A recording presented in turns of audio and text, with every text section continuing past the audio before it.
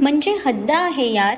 मागून आलेल्या त्या चिडक्या आवाजाने इथे रीटाच्या ओठांवरचं हसू हलकं गडद झालं.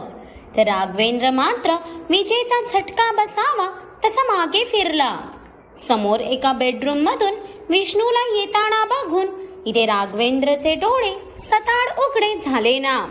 कारण विष्णू तर आता अगदी नॉर्मल ट्रॅक सूटवर बाहेर आलेला.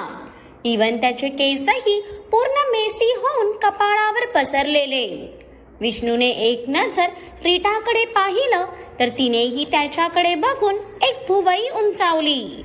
तू तू इथे काय करतोय? राघवेंद्रने रीटाला सोडत त्याची नजर रागात विष्णूवर रोखली.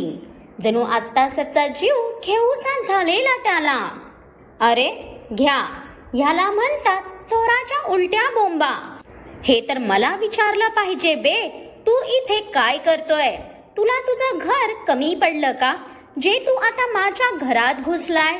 विष्णूच्या या वाक्यावर आता मात्र राघवेंद्रच्या कपाळावरच्या आठ्या अगदीच गडद झाल्या.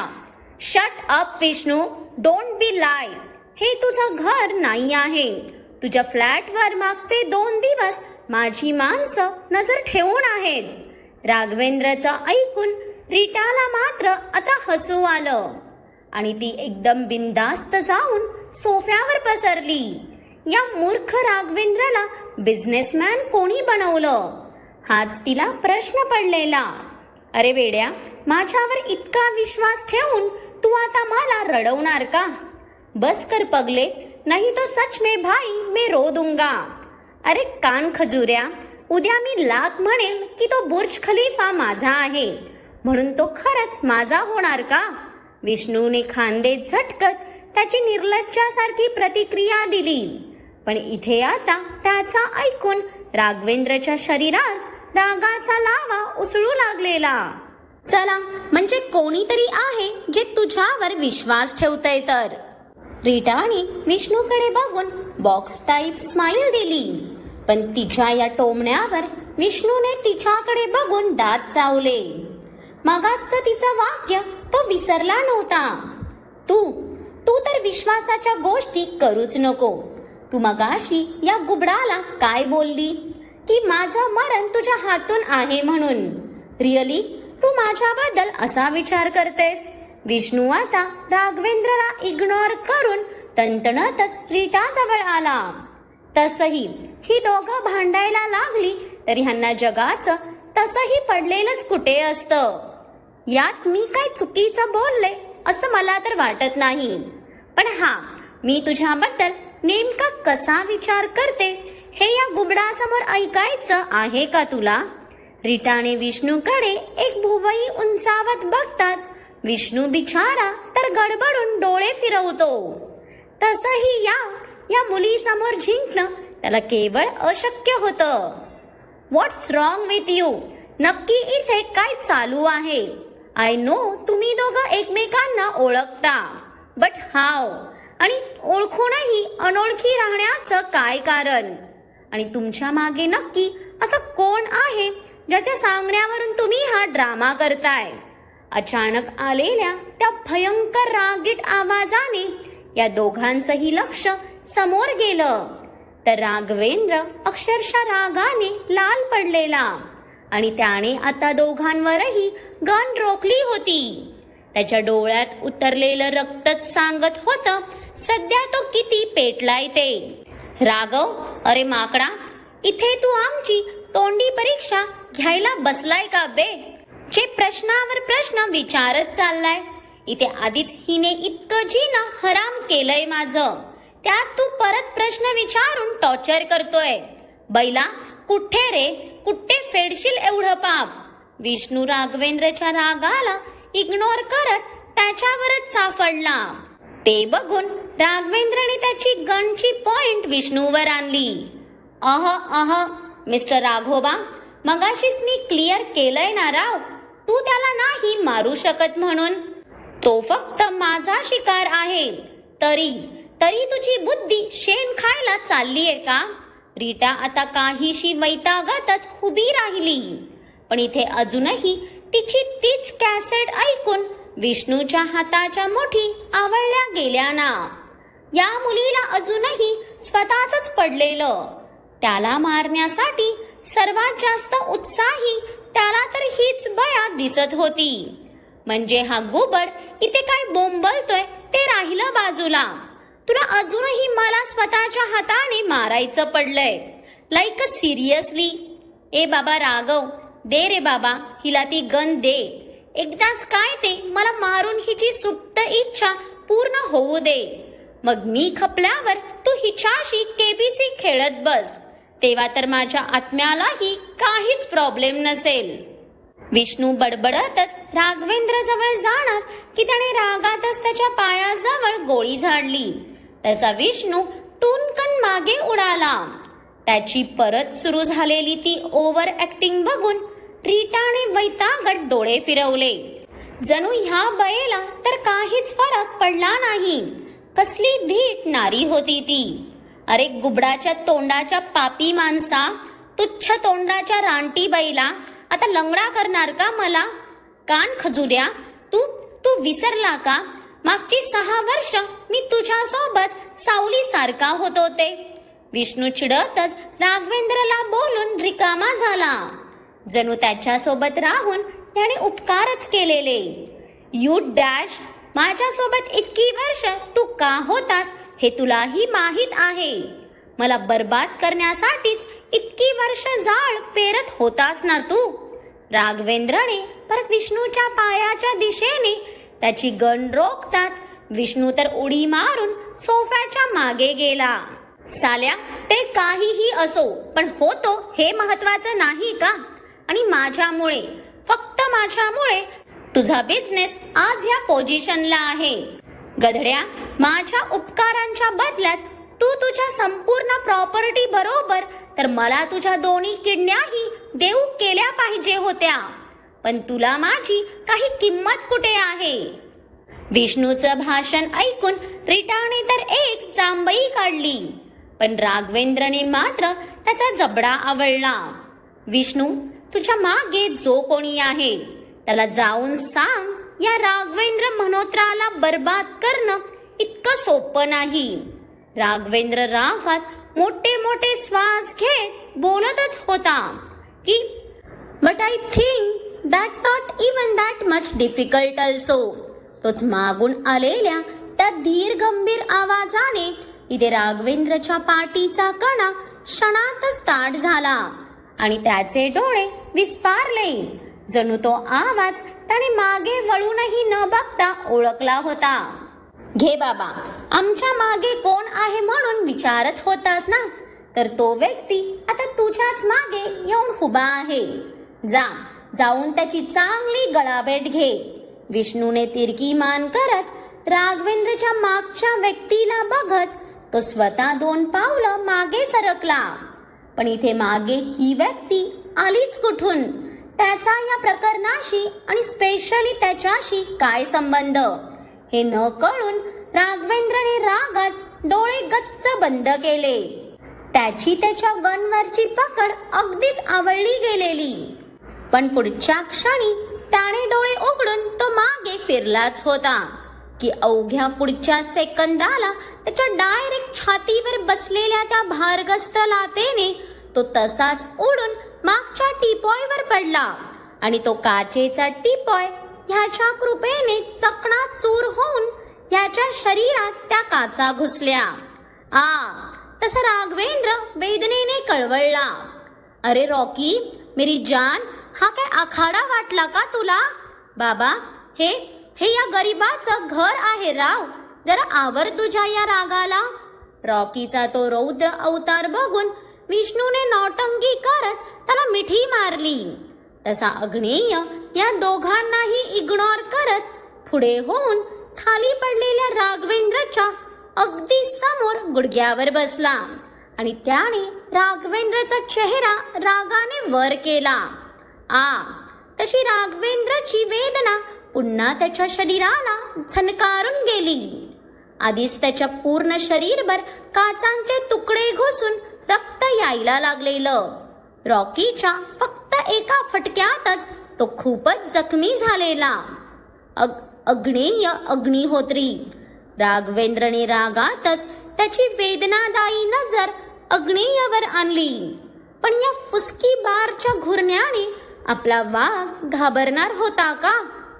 राघवेंद्र, आय होप तुला आता स्पष्ट झालं असेल या सर्वामागे कोण आहे ते. अग्नेयच्या ओठांवरचं ते विजयी हसू बघून राघवेंद्रचं रक्त खवळलं ना. But why? राघवेंद्रने रागातच त्याची नजर अशी काय अग्नेयवर रोखलेली की जणू तो त्याला आता जिवंतच गाढून टाकेल. तो वेदनेने अक्षरशः धपापत होता. त्याच्या शरीरातून ठिकठिकाणाहून रक्त येत होतं. पण सध्या त्याचं त्या कशाकडेच लक्ष नव्हतं. त्याला इतकं तर माहीत होतं की अग्नेय फक्त बिझनेस रायव्हल म्हणून इतका मोठा ट्रॅप बसवणार नाही. इतकं तर तोही त्याच्या या दुश्मनाला ओळखत होता. पण तरी त्याला अग्नेयला त्याला इतकं भयंकररित्या अडकवलेलं बघून त्याचा जीव तर घेऊसा झालेला. पण खरंच ते इतकं सोपं होतं का? त्याचं वलयच इतकं मजबूत होतं की त्याच्यापर्यंत पोहोचणं ऑलमोस्ट इम्पॉसिबल होतं. You really don't know Raghavendra.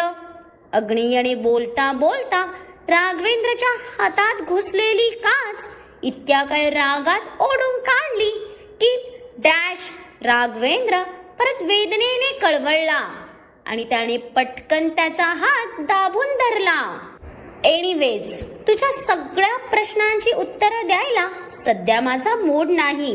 Because आता ऑलरेडी खूप उशीर झालाय. And the most important thing, now my princess is waiting for मी.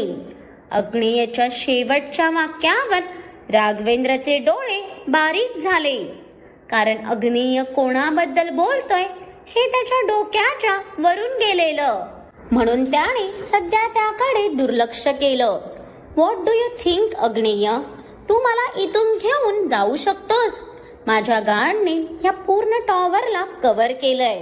राघवेंद्रचा अजूनही न उतरलेला माज बघून अग्नेय खाली मान झुकवत नकारार्थी मान हलवत गालात हसला.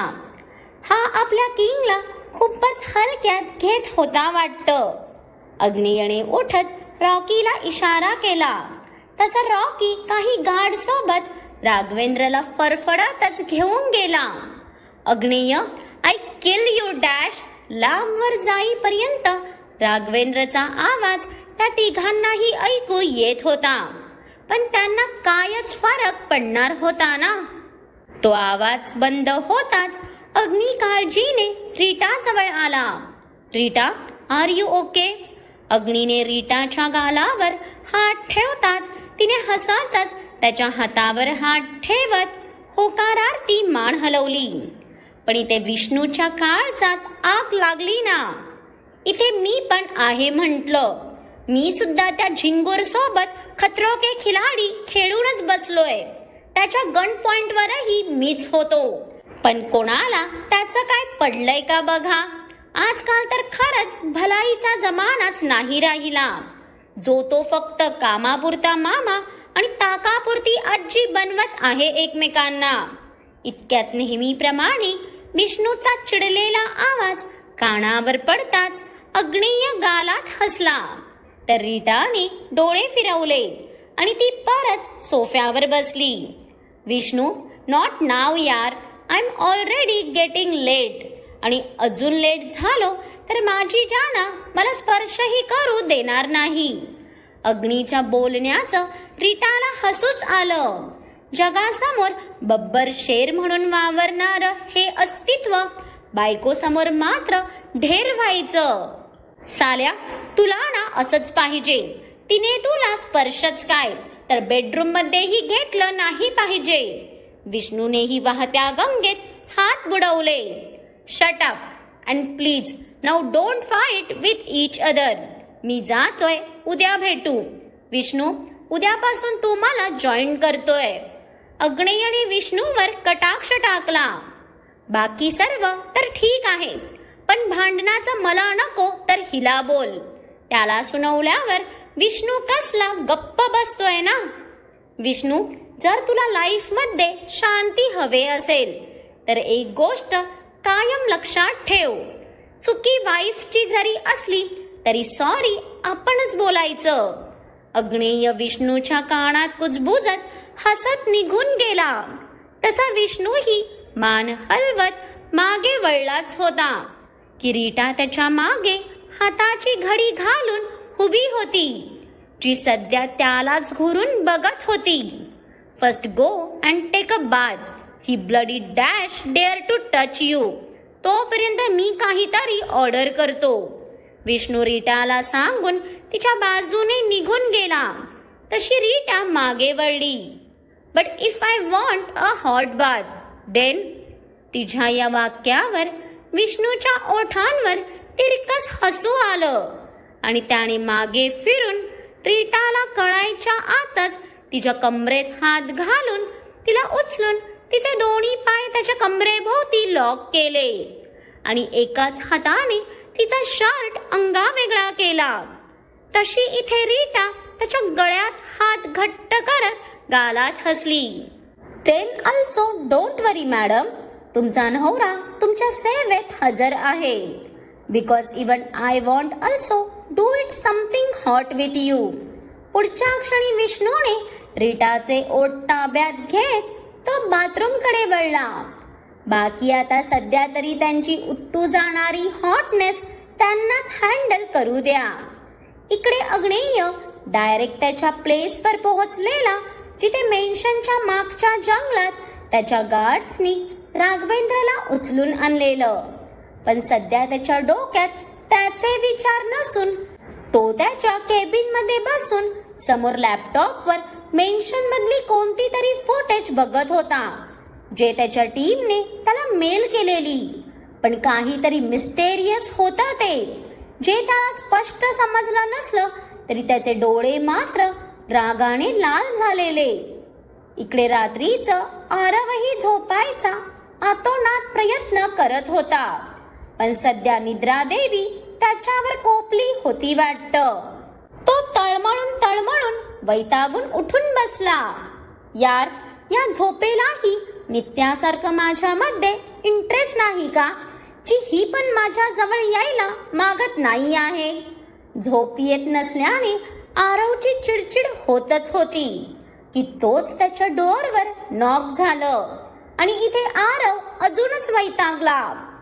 आता हेच बाकी राहिलेलं. या मेन्शन मध्ये खरंच माणसं नाहीत तर भूतं राहतात, जी रात्र झाली की पहाऱ्याला बाहेर पडतात.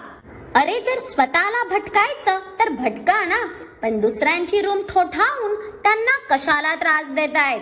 आरवने तणतणत बडबडत येऊन दरवाजा उघडलाच होता की इतक्यात त्याला जोरदार धक्का मारून कोणीतरी झटक्यात आत शिरलं. तर मग चला, राघवेंद्रला तर अग्नेयाने त्याच्या तावडीत घेतला आहे. पण हा जो कोणी मिस्टेरियस आहे, आता हा कोण आहे हे पाहण्यासाठी पुढचा भाग आवर्जून पहा. आणि आजचा भाग जर आवडला असेल तर भरभरून कमेंट्स करून सांगा आणि खूप साऱ्या लाईक्स करून खूप साऱ्या लोकांसोबत शेअरही करा. आणि ज्यांनी कोणी अजून माझ्या चॅनलला सबस्क्राईब केलं नाही आहे त्यांनी लवकरात लवकर सबस्क्राईब करा, कारण लवकरच माझ्या न्यू स्टोरीजचं पोस्टर आणि पहिली झलक मी रिलीज करणार आहे.